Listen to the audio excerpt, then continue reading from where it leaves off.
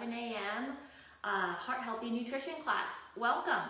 It's our class that we have every first Wednesday, I think. Is that today? First Wednesday of the month. So, welcome.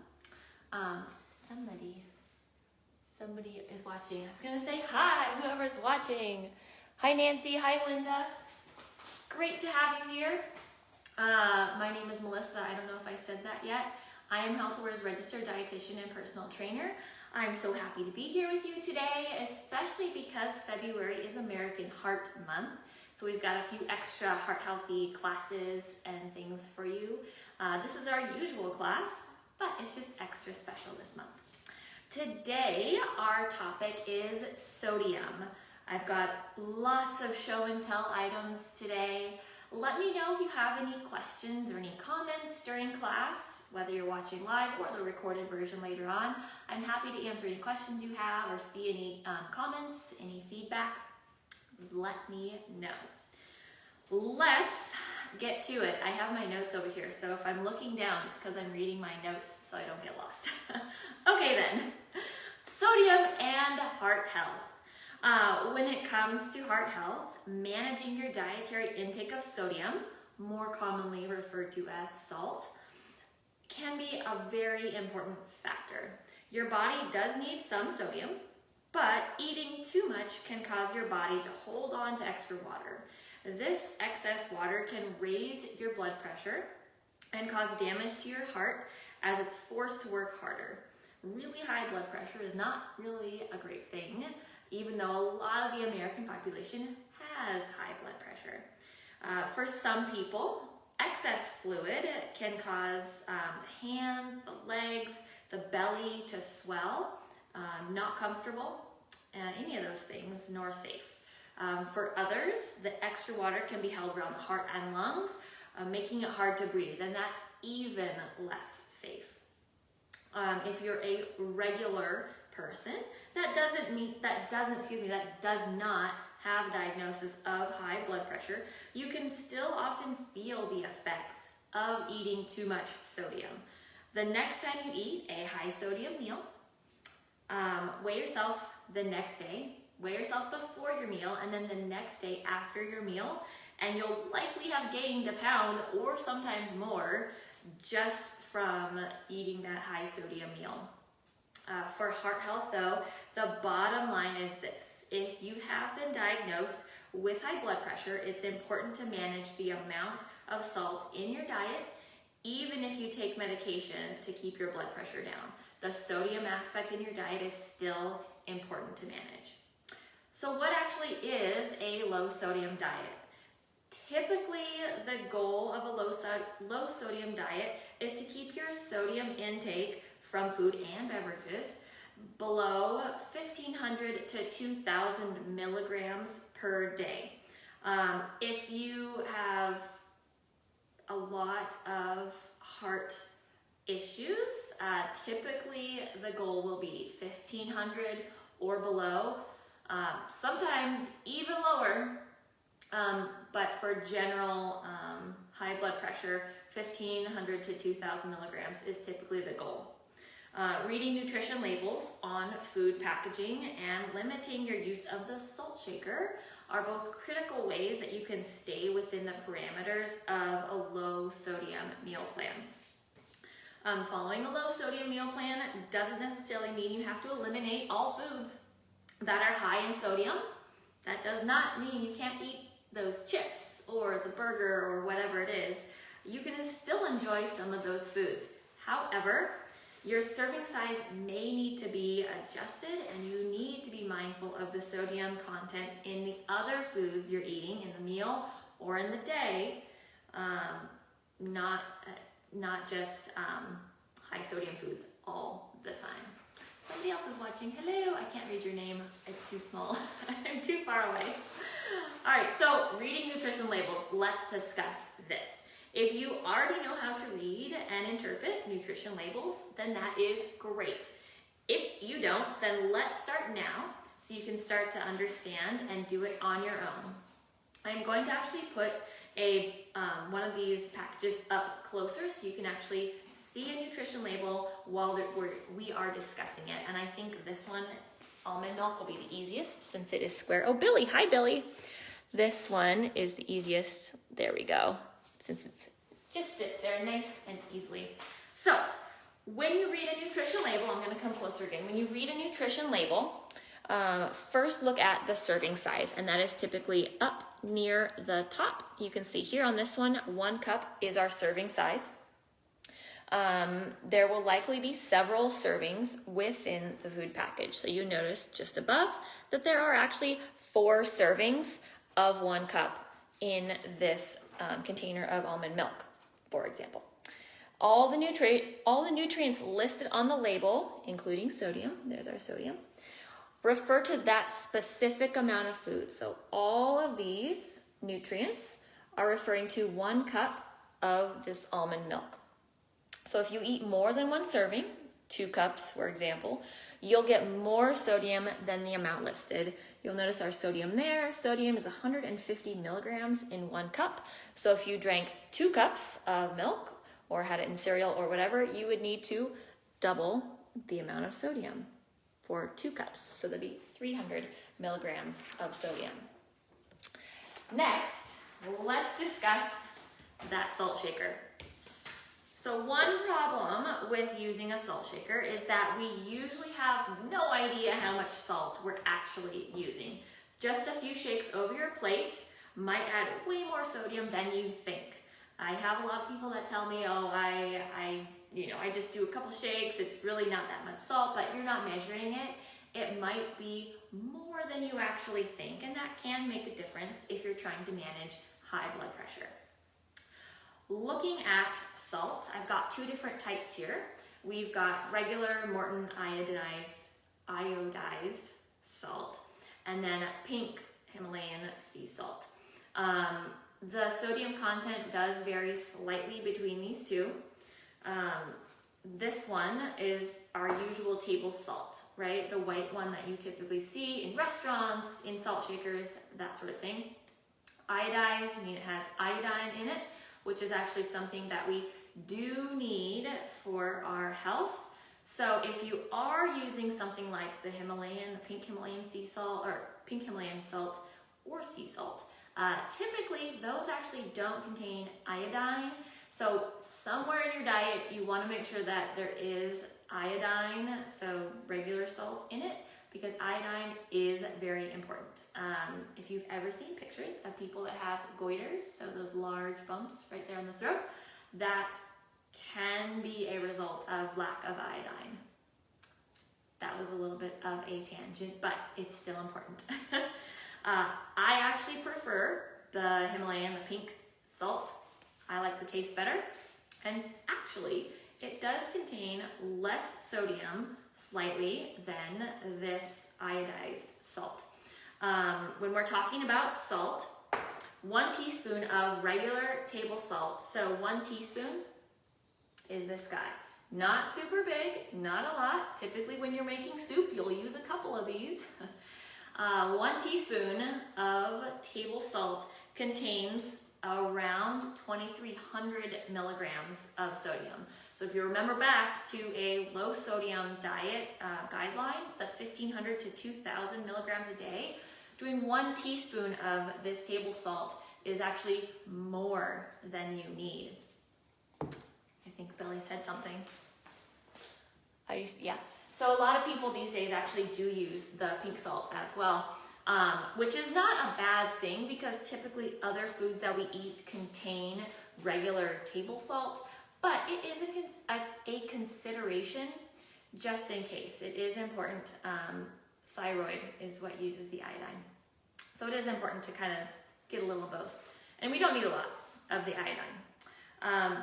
So the pink versus this particular brand, this is Trader Joe's brand, this iodized Morton salt, 1/4 teaspoon, which is a very small amount, right? 1/4 of a teaspoon, so 1/4 of this, contains 590 milligrams of sodium, this particular one. That's 1/4 of a teaspoon. In this Trader Joe's pink salt, 1/4 teaspoon, the same serving size, actually contains 470 milligrams of sodium. So it is relatively significant difference, 120 milligrams of some sodium lower in the pink salt. So if you're trying to watch your salt and you do like using a salt shaker, I would possibly recommend checking that out. But in general, plain salt has tons of sodium in it. There are alternatives like potassium, so sodium is sodium chloride, and there are alternatives like potassium chloride. It tastes salty, but it's actually not sodium. That may be something if you're really trying to watch your sodium intake, but you may want to check with your doctor before doing something like that.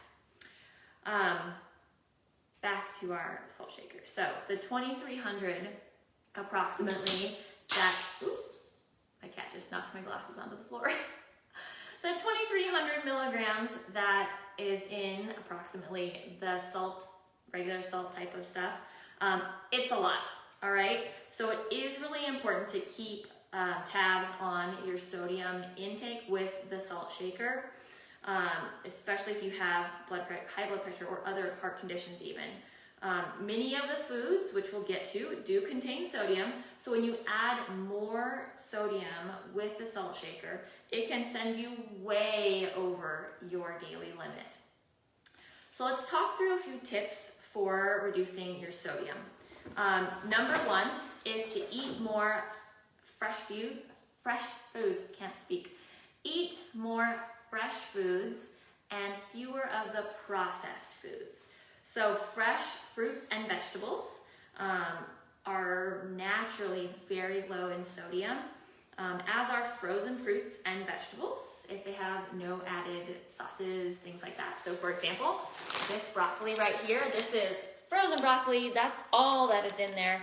And you can see, there it is, on the nutrition label, very low in sodium. 1 cup contains 20 milligrams of sodium, very low.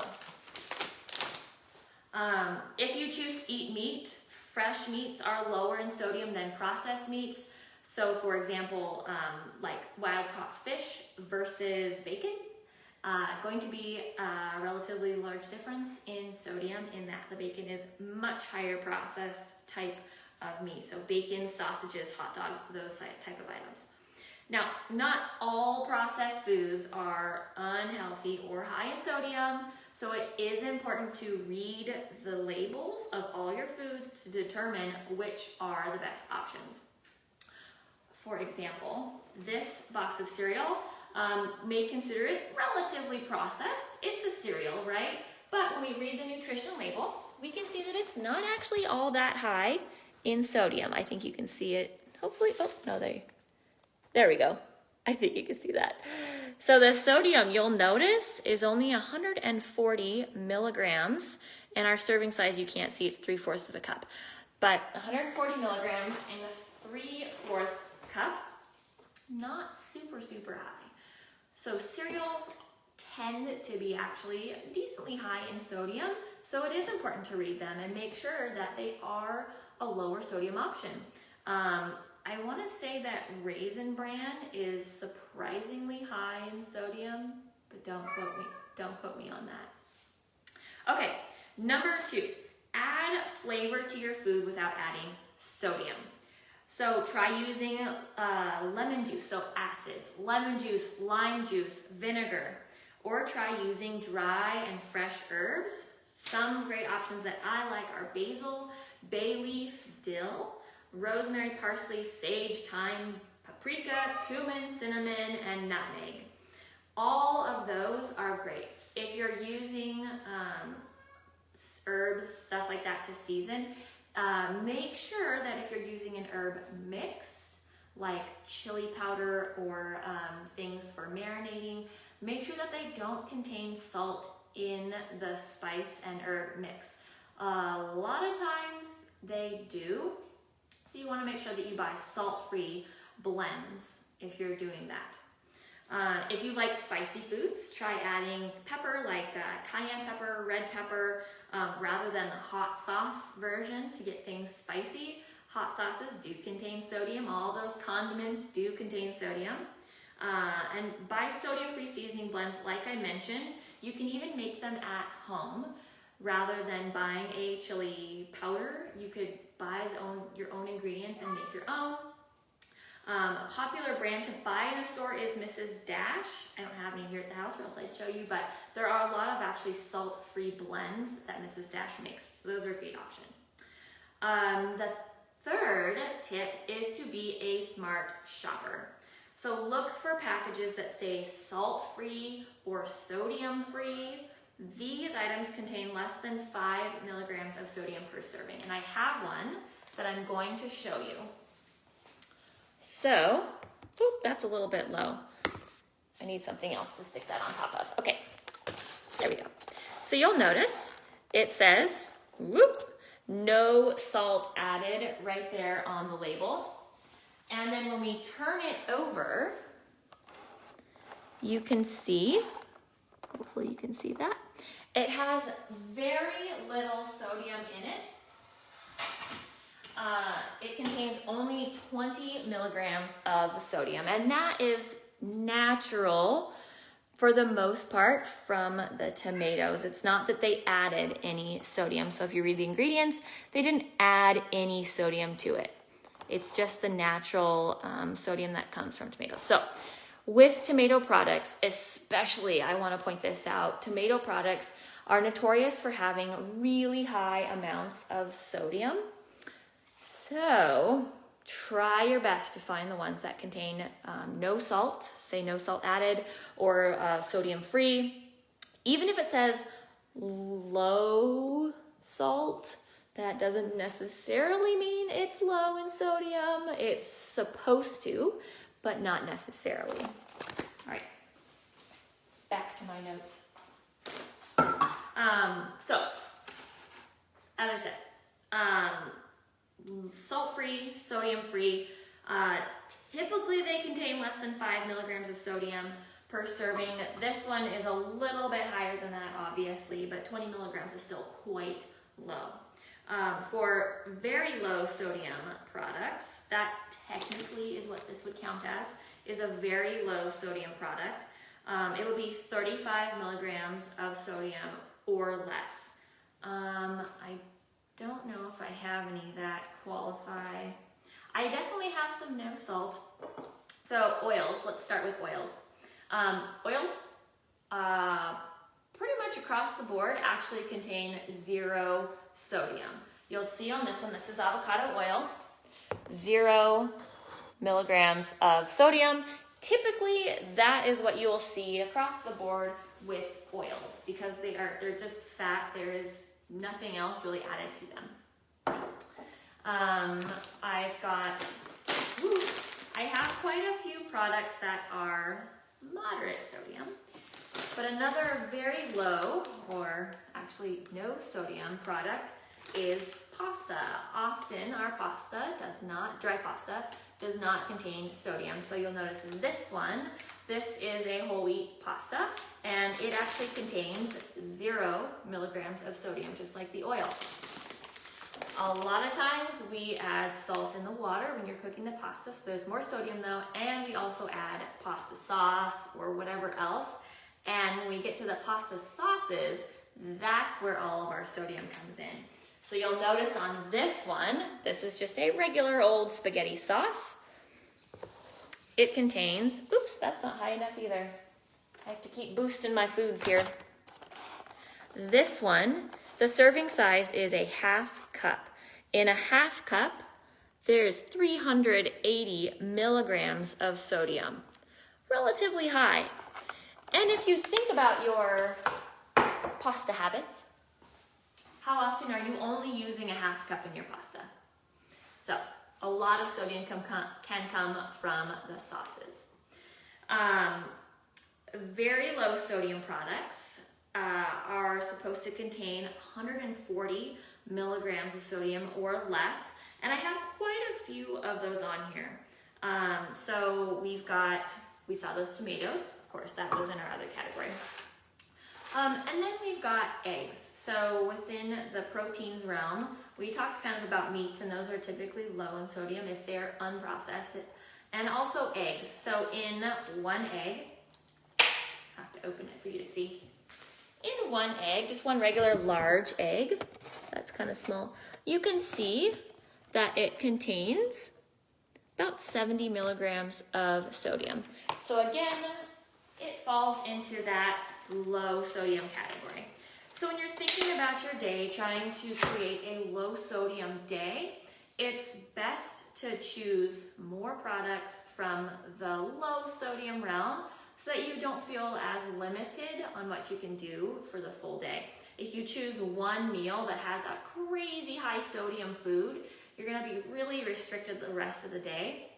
And it's better to just choose low sodium products as a whole throughout the day, okay? We discussed our cereal. I also wanted to touch on, kind of along the same lines as the pasta, is other grains. So these are oats, rolled oats, just regular rolled oats. And typical with, with grains. So if you're using dried rice, white or brown, or barley, or quinoa, oats, generally they all contain 0 milligrams of sodium. It all comes from what we add to it. So these types of items, the whole grains, are great starting places for meals because you have a lot of control when you're starting with 0 milligrams of sodium. Great breakfast idea is oats, okay? We also discussed the almond milk just a little bit. So this particular one is just a hair over a low sodium product. Other types of milks may contain different amounts of sodium, so it is important to read the labels to determine which brand, which type might be your lowest sodium option. I also want to talk about nuts. So nuts and seeds. This particular one, I actually looked through all of my pantry. I don't have any nuts in our house that are salted, actually. All of the nuts and seeds that we have here are raw or unsalted and roasted. So that is what I do recommend. I obviously practice what I preach. You want unsalted, raw, or toasted is fine. Just unsalted nuts and seeds when you are purchasing those, because they all, like our grains, actually contain 0 sodium for the most part, pretty sure. 0 milligrams of sodium. So these raw cashews in a serving, you can see, hopefully you can see, that they contain 0 milligrams of sodium. So these are great options for healthy snacks, just a small amount, that sort of thing, but the actual salted versions of nuts contain way more sodium than 0, I can assure you. So raw or unsalted as a rule. Okay. Moving on, similar realm is then the nut butters. So this is peanut butter. You can actually find unsalted or no salt added peanut butters, almond butters, that sort of thing. They do make that. They, I will admit, don't taste as good. It is nice to have a little bit of salt in your peanut butters, nut butters, but if you're trying to watch your sodium intake, you may want to keep an eye on these if you eat a lot of this type of product. So 2 tablespoons of this, I'll show you again. 2 tablespoons is what our serving size is. Oop, there it is, 2 tablespoons. And then the sodium amount is 140 milligrams. It might be a little blurry. 140 milligrams of sodium. So just on the cusp, right there on the edge of that low sodium qualification. But if you eat more than 2 tablespoons, it obviously can add up quick with your other products, especially if you're eating it in a peanut butter and jelly sandwich, for example, because bread notoriously has a lot of sodium in it. This isn't bread slices, these are burger buns. But if you're using peanut butter that has salt, as well as regular bread that has salt, it can add up quick. I'm gonna show you these burger buns. One bun, there's our nutrition info. One bun is the serving size, and you'll notice that the sodium content is 260 milligrams. So if you're eating sandwich bread, often the amount of 2 pieces will be higher than that, so it can add up pretty quick in one meal. With burgers, you have a decent amount of sodium in the bun, and then however you may be preparing your meat, or if you're using a plant-based version, those typically are going to have more sodium in them. And then of course we get to our condiments. Mustard notoriously has a lot of sodium, well, some sodium. And then ketchup certainly has some sodium. So 1 tablespoon is our serving size, which is not very much, but that has 160 milligrams of sodium in it. So condiments can really add up quickly. Barbecue sauces, mustards, ketchup, they can add up pretty quickly. This is more of our tomato product since we're in the realm of ketchup. This is this is just regular. So it has salt added. It doesn't announce anywhere that it's salt-free or low salt. So you can see in this guy that a 1/2 cup serving size, there you go. Sodium is 210 milligrams in a 1/2 cup, which is quite a lot of sodium in just a 1/2 cup. And did you notice the calories were really low, only 25 calories, but there's just so much sodium packed into a 1/2 cup of just tomatoes. So really watch with the tomato products. Within that canned food realm, I wanted to talk about beans. Canned beans are a staple of my diet and are a staple of a lot of people's diet, especially if you do follow more of a plant-based type of diet.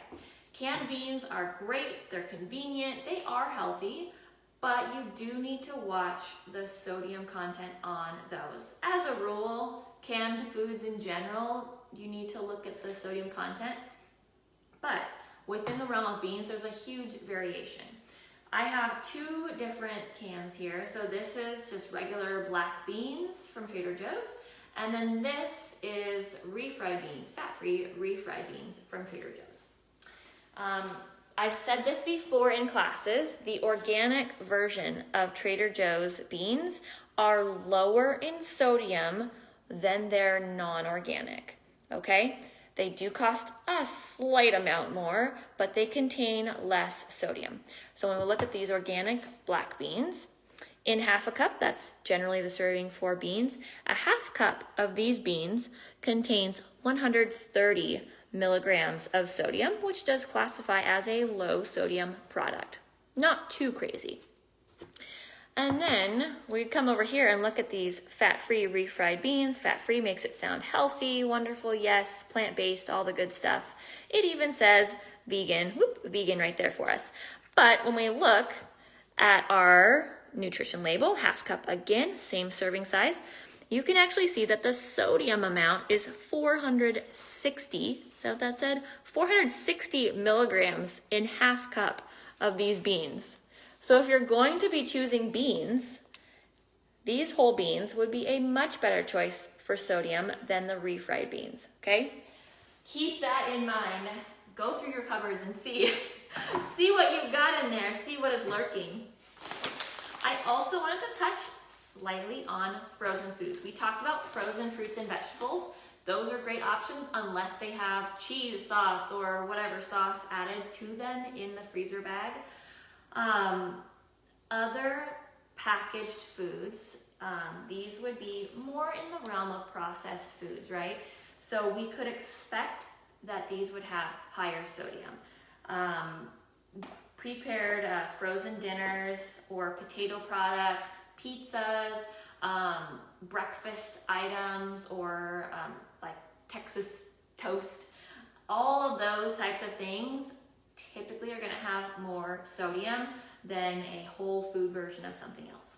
The more processed it is, generally, the higher sodium it has. Let's take a look really quickly at our 2 frozen items we've got here. So these are potato tots from Trader Joe's. And you will notice that our serving size, hopefully you can see this, there we go. You'll notice our serving size is 10 tots. Get this folded so you could actually read it. 10 tots. And you'll notice then that the sodium, it's right there, The sodium is 330 milligrams for just those 10 tater tots, which is quite high. I don't think anyone eats 10 when they eat tater tots. Very high. This is a packaged meal from Trader Joe's as well. Some Indian food. Don't tell my husband, he likes this one. And when we look at the serving size, how nice of them. They did it per serving. So there's 2 servings. You'll notice 2 servings in this package. And so nice of them, they did it in 1 serving and then in the entire package. If you'll notice, in the entire package, there's 1,140 milligrams of sodium. And that is a lot of sodium. If you're I've seen this, my husband eats this, I've seen this. This is not a huge amount of food, but this is a typical kind of quick American type of meal is to get a frozen dinner type of thing. So 1,140 milligrams of sodium in just this, in just one part of a meal, is crazy high. If you're trying to follow a low sodium diet for your blood pressure, this is not a good option, okay? Not a good choice. You're almost meeting your daily amount of sodium in just this one item of food. Okay, I'll get off my soapbox now. I do, to finish up, I do want to caution, when you're looking at your food packages, beware of foods that say on the label reduced salt or reduced sodium, because those can actually still be high in sodium. They might be a reduced sodium version of a really, really high sodium product, like beans, for example. It might say reduced sodium, reduced salt, but it might be just the tiniest bit reduced from, these type of beans, the high sodium beans. So it still can contain a lot of sodium. Don't be confused or persuaded by those magical advertising slogans. Read the nutrition label for yourself to find the truth. I feel like I was yelling at you this entire class. All right. I hope that you learned something. Sodium is a very important topic and obviously prevalent in most foods that we eat. Bottom line, the less processed that you can do with your foods, the less sodium there will be. So whole grains, raw nuts and seeds, fresh or frozen fruits and vegetables, fresh proteins and eggs, that sort of thing, or even if you're making your own beans at home, anything that is less processed, more towards the whole natural form of the food is going to be a much better choice for a sodium restricted diet. Things that are more processed, preserved, frozen, canned, jarred, bottled are going to be more towards the higher sodium realm, okay? So go home, or you're probably still at home, but check out all your products, see what items are high, low in sodium, and then do some reorganizing, shopping to get some lower sodium products into your household. I hope you enjoyed class. Let me know if you have any comments, any questions. I think Lori said something. I'll come say hi to everybody. Hi, Billy. Hi, Lori. Thank you all for watching. I will see you all next month for another heart healthy topic. And then I will see you tomorrow for some exercise classes. Bye, everyone.